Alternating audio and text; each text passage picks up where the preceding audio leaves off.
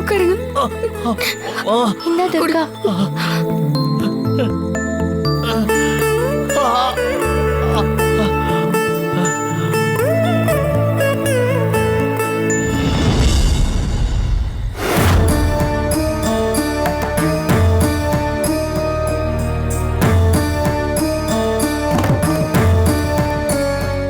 அம்மா, கழுகு மலைக்கு போய் வாசுகி பாம்பு கிட்ட இருந்து பவளத்தை எடுத்து நான் இழந்த சக்தியை திரும்ப பெறது எனக்காக இல்ல, ஏன் சுயநலம் இல்லம்மா.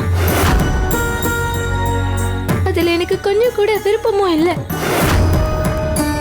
என் துர்கா நல்லா இருக்கணும், என்னோட ஊர் மக்கள் யாருக்கும் எந்த பிரச்சனையும் வராம நோய் நொடி இல்லாம நல்லபடியா சந்தோஷமா இருக்கணும்.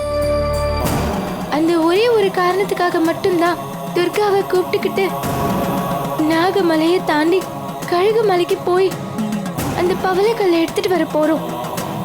அம்மா, அதுக்கு நீதாம்மா உதவியா இருக்கணும். இது எல்லாத்தையும் தாண்டி என்னைக்குமே என்னை வளர்த்த என்னோட சித்தி துர்கா என்னைக்குமே சுமங்கலியா இருக்கணும். நீதாம்மா அதுக்கு அருள் புரியணும். எந்த ஒரு ஆபத்தா இருந்தாலும் நான் ஏற்கனவே உன்கிட்ட வேண்டிக்கிட்ட மாதிரி முழுக்க முழுக்க எனக்கு மட்டுமே கொடு. அம்மா, என் துர்கா பாவம், அவ ரொம்ப நல்லவ தாயே.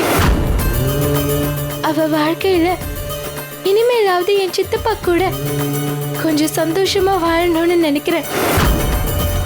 அம்மா, நீ தாம்மா கூட இருந்து பாத்துக்கணும்.